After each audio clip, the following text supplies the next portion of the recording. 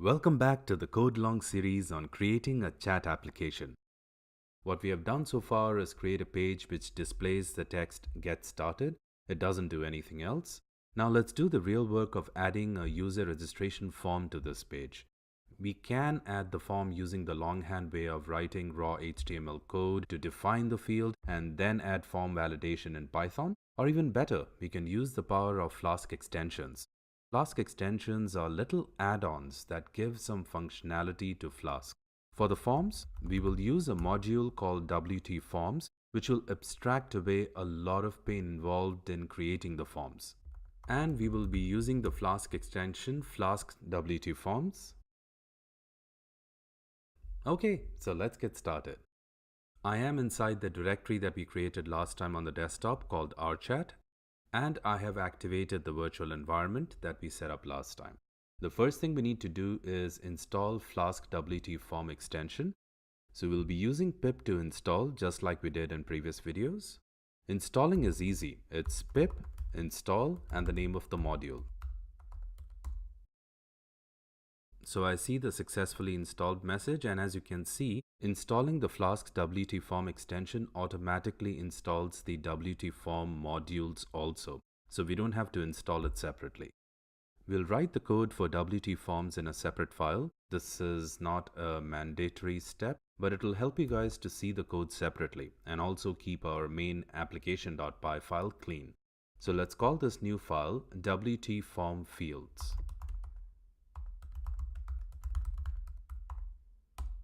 Let's open the file. Okay, since we have installed the Flask-WTForm extensions, we can just import the FlaskForm class from it. From the library WTForms, let's import inbuilt fields, which we can use directly in the form. We will see all of this in action in a second. Let's also import some inbuilt validators from WTForms. Input required will throw an error if user tries to submit the form while leaving the form field blank. Length will allow us to specify a minimum or a maximum number of characters required for the field. Equal to compares the input of two different fields and throws an error if they aren't identical. To define the form, we need to give it a name. Let's call our form registration form. We then define a subclass of the Flask form we imported earlier. Our registration form has three fields: a username field, a password field, and a password confirmation field. Each field in the form will be declared as a class attribute. So let's see how this works. We start with username. We start by defining what type of a field this is. Username would be of the type string field that we imported earlier. Then we provide a label for this field like this. This will be used only when the field is rendered in the HTML file. This is the label tag, what you would see in a HTML file like this. So that the difference is clear to you guys between this username and this one, let me call this label username_label. Let's also declare the password field as a class attribute. The field will be the password field type which we imported earlier. And let's call the label password_label. And finally, confirmation password field. We can do the same thing as password, except we change the names. Okay, let's go to application.py and instantiate this form so that we can test it out. So here, let's import everything from the file we worked on. I'll just add a comment here. Okay, so this is where we instantiate the form. We need to give this instance a name. Let's call it reg_form, and we instantiate the registration form. As of now, when we render the template, we are telling Flask to show index.html file. Now, if we also need to display the registration form, we need to pass it. And this is the syntax: form equal to name of the form. Before we can test this, we need to add the form to index.html file. So let's do that. Index.html file, like all HTML files that we will write in this program, will be inside a folder called templates. So this is the page that we created last time. All it has is an h1 tag which says get started. So we'll include the form here in a simple way first. and then we will use macros to write more efficient code. Just gonna remove this for now. I'm gonna remove the class for now. Okay, so the syntax is form dot name of the field, which is username. Within brackets, we can include other attributes of the tag. For example, we can define the class like this, and let's call the class form control. We can also define a name. We can define a placeholder. We can also include attributes like autocomplete and autofocus. Okay, so let's see this form in action. I'll go to the browser and we will refresh. Oh, forgot to start the server. Okay, we go back to the browser and we refresh.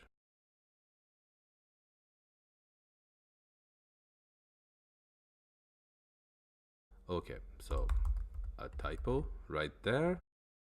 Let's refresh the page. You can see the username right there. Now the form does look ugly, but don't worry. Before we deploy, we're going to add a lot of CSS styling to this. The final form will look nothing like this. So let's go back to our HTML file. So we can do the same thing for password also.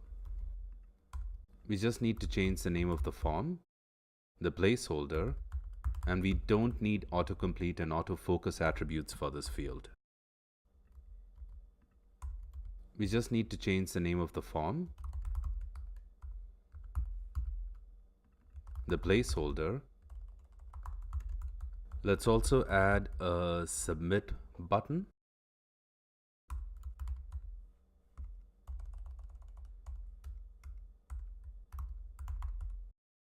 So the type would be submit. We don't need to worry about the name right now. The button text, since this is creation of a username, let's have the button say create. Before we test this, let's take a minute to talk about security. There's a type of attack called CSRF or CSRF or cross-site request forgery attack. In this type of an attack, the malicious actor can make the server think that the request is coming from a valid user of the website, but in reality, that's not the case. Flask-WTForms provides an easy way to protect against CSRF attacks. All we have to do is add a CSRF token like this, form.csrf_token.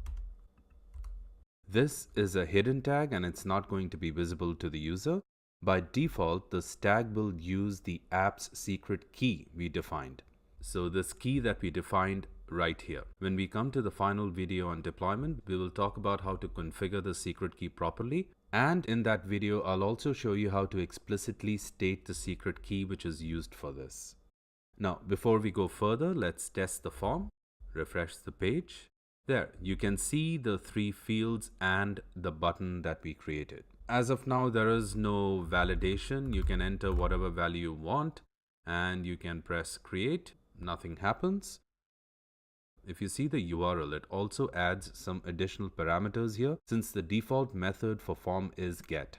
Now, let's go make this form more meaningful. Okay, so let's go back to the form. So right here, let's add some validators to the form. Using Flask-WTForms, it's super easy to add validators.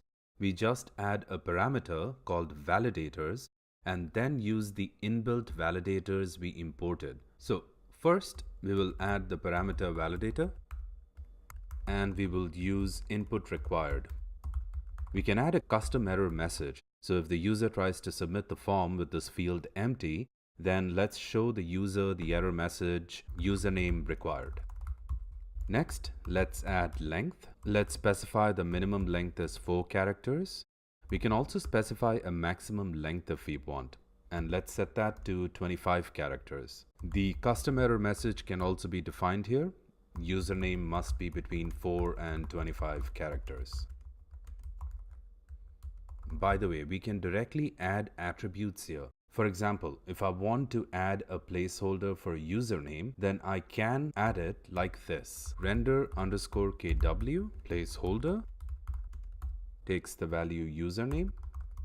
So this will work exactly the same as defining it in the HTML file, the way that we have done here. So I'm going to remove it from here because we'd rather keep this section only about the structure and let the HTML and CSS handle matters of presentation. Okay, so let's copy validator parameters of username and also use it for the password field. So we'll just change the error message for input required and the one for length. So let's do the same for password confirmation. However, we don't need to bother with the length. Instead, we will use the equal to validator, which will check whether the input matches the one user gave for the password field. So just add the name of the field you want to match it to. In our case, the field is called password, followed by the custom error message, passwords must match. Now, aside from form fields, we can also add a submit button using the same syntax. So let's see how that is done. I'm going to call this submit button. This will be a submit field. This we need to import. Now, the button text or the value attribute in the HTML can be put here. Let's call it create. To test these validators we added, we need to render them in index.html file. So let's go do that right now. First thing is we need to add some action for the form. When the submit button is pressed, let's take the user to the index itself, and we will use URL_4 for the syntax. This index, it is this which is defined right here. The method is post. If you recollect, we had discussed the difference between post and get methods in a previous video.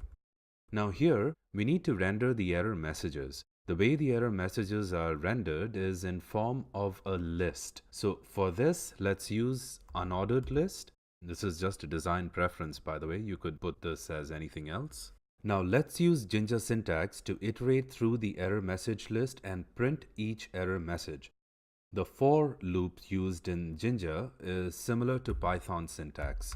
For, let's call each item error in form dot name of the field, which is username in this case, dot errors. And we close the for loop. Now let's print each error as an individual list item. We use Jinja syntax to display each error. Let's copy this and use the same syntax for the password and the confirmation password fields. Except here, we will change the name of the field, and we are also gonna paste it for the confirmation password. Again, we change the name of the field. And finally, we don't need HTML syntax to generate the button. We have added another attribute for the submit button, so we will use that here. The way to do that is to say form dot and then the name of the button.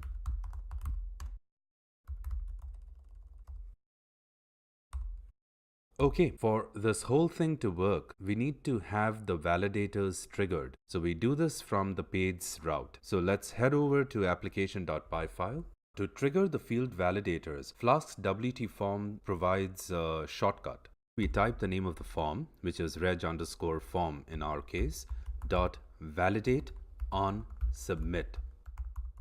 So this will return true if the form was submitted using the post method and it cleared all validation rules that we had defined. If the validator fails or the method used was not post, this will return false.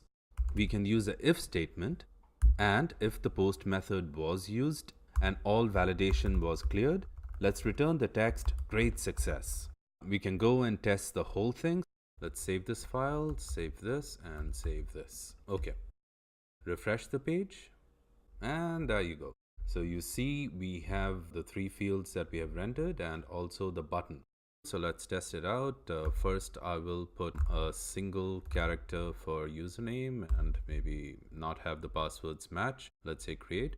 So here it says username must be between this, password must be this, passwords must match. If I have a 4-character username and I say create, it's not gonna let me because I have left out a mandatory field. So let me put some password here, but then not make the password match. So you should be able to see this error individually.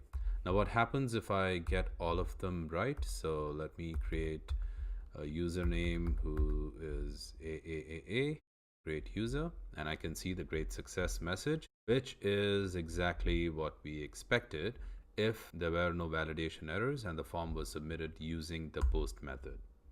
The simple scenario of using Flask form works. In the next video, we will use macros to improve upon the code that we have written for the form. And in the video further along in the series, we will also use custom validators to go beyond the limitation of inbuilt validators that come with Flask-WTForms. So as of now, let's commit the changes that we have done so far. I'll stop the server, git status. So let's commit the changes, add